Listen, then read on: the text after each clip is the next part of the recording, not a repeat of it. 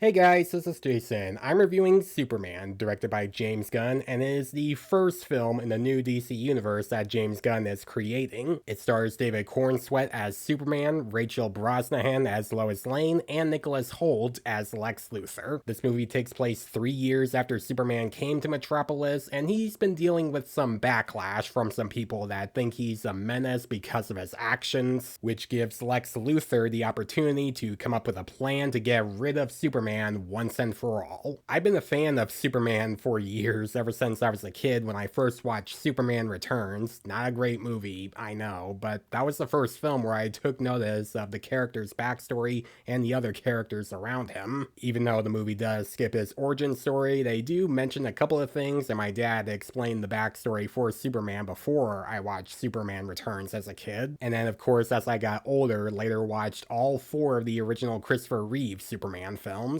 where it took me a couple of years to get used to some of them because I was into newer films back then and I wasn't used to watching a lot of old films when I was little. It wasn't until I was a teenager where I rewatched them and paid attention to them more and understood them more, where I loved the first Superman film and I actually liked the second film, but 3 and 4, they're crap. Don't watch them if you haven't yet. And Superman Returns, as I watch it as an adult, is not that great, but it has some good moments. Man of Steel, I didn't love, but I still enjoyed it. BVS is a mixed bag for me, and I do like the Zack Snyder cut of Justice League, not the Whedon cut. And now we have this film, which is supposed to be a restart for the DC universe, and is now directed by James Gunn, and I'm a fan of his. I love a lot of his films like Slither, Super, The Suicide Squad, and of course his Guardians of the Galaxy trilogy. And now he's doing this film, and honestly, despite the fact that I do enjoy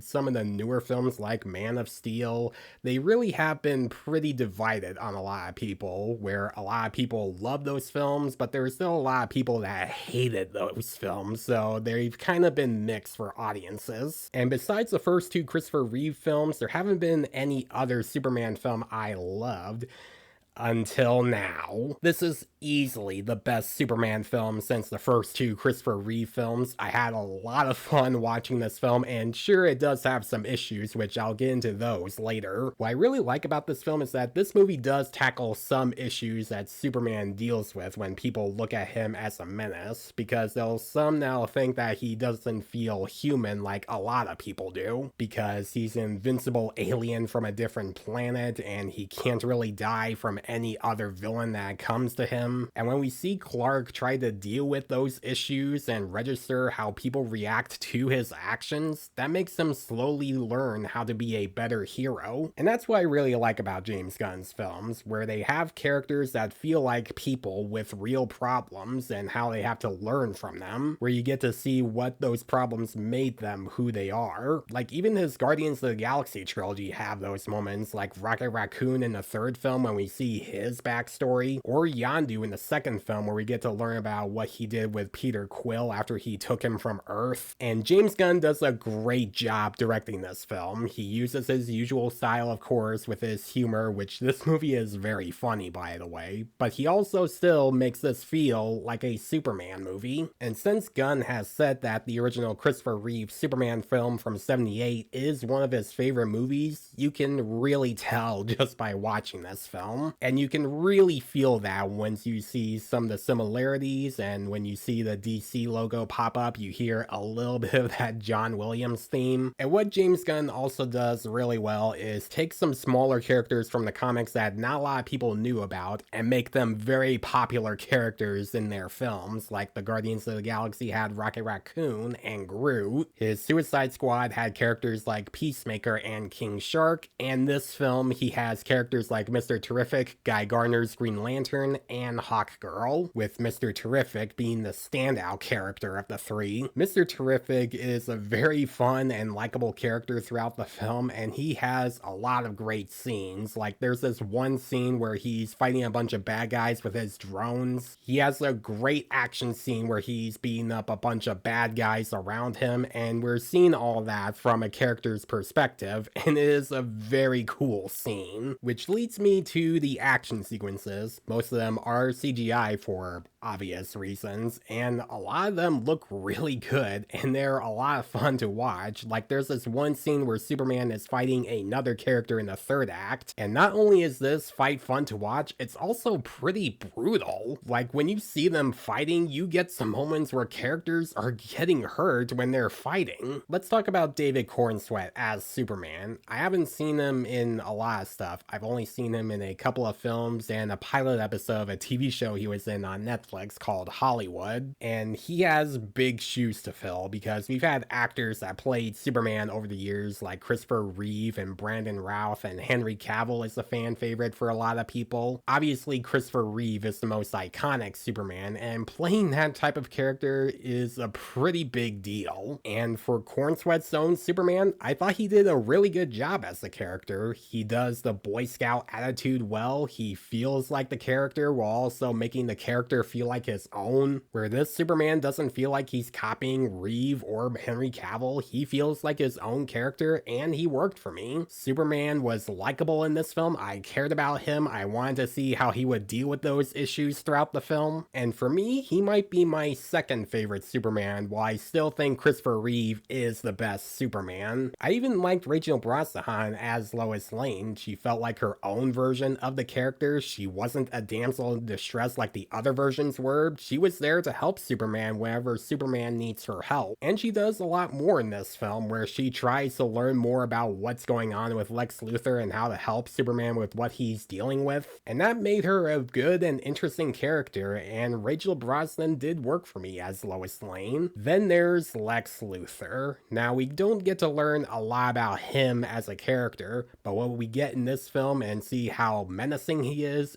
how he uses his head to mess with Superman, and how he would manipulate some people just so that he can figure out how to get rid of Superman. And with plans that he has throughout the film, and with a solid performance from Nicolas Hoult, make him a great version of Lex Luthor. And for me, his take on Lex Luthor might be my favorite version of the character. Now, I love Gene Hackman, rest in peace, but I didn't always take his Lex Luthor seriously, even though he still gave a good performance, but the character in the original films, it just didn't work for me. I mean, he's really just doing some real estate as his evil plan, and I don't find that to be a good plan for a villain. And I'm gonna get a lot of hate for saying that. Kevin Spacey's Lex Luthor was fine, even though he was really just a copy of Gene Hackman's Lex Luthor, and Jesse Eisenberg's version really didn't work. I mean, even if you love the Henry Cavill Superman films like Man of Steel and BVS, I'm glad you do, but you gotta admit that this version of Lex Luthor just doesn't work. Where his Lex Luthor was very zany and cartoony, and you couldn't even take him seriously.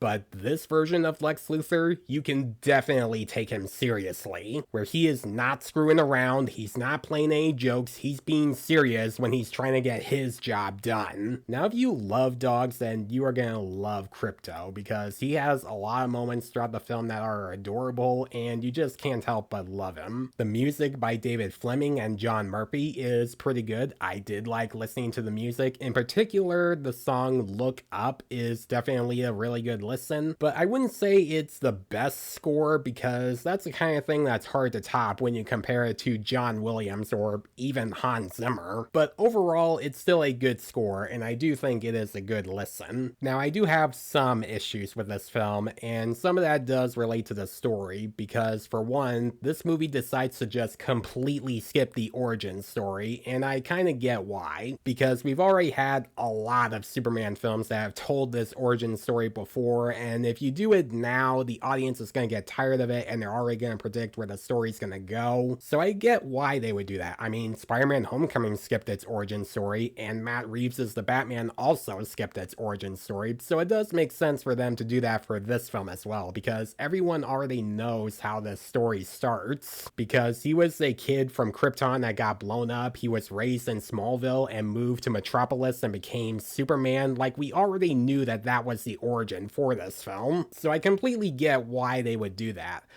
But that's also an issue because it does skip some important parts that should have been developed in this film. Like, for one, Superman and Lois Lane's relationship. Because as we learn in the trailers, Lois Lane already knows that Clark is Superman. So there's already some stuff that's happened there, and they're already a couple from the start. Like, I would have liked to have learned a little bit more about how the relationship worked out after she found out about his secret identity, instead of just like skipping all of that, because we see that it's already worked out for both of them without showing any explanation of how they worked it out, which also shows that there aren't a lot of like character building moments where you see the characters feel like they're growing throughout the film besides Superman. And I would have liked to see more of those character building moments in the film, like the relationship between Clark and Lois. Then there's Metamorpho, which, no spoilers, but he's a character that can turn into anything that's either solid or liquid, and he doesn't really do much for the rest of the story. He's really just there to progress the plot, and then you don't see him again until later. And other for this one subplot between him and Superman in one room, you don't really get anything else besides that. It's just for that scene that they have, and then you don't see him again until later, making him kind of feel like he was just shoehorned in for some reason. Like, it could be something that James Gunn is setting up with that character in future films. I don't know, maybe that's why he's in the film. But nevertheless, James Gunn still did a really good job with this Superman film. He had an engaging story, great action sequences, fun characters, a good score, and David Cornswet is great as Superman. Now, if you have doubts on this film, which, trust me, I know some people that do have their doubts, mostly because some of the people I know have nostalgia for Henry Cavill's Superman, and I do like Henry Cavill's take, but it's not my favorite take on the character. But I do recommend giving this film a chance because it still feels like a Superman film while also having James Gunn's flair, and in my opinion, this is a great start for the new DC universe that we are gonna get in the future, and I am looking forward to seeing what happens there. I'm gonna give Superman 2025 an A-.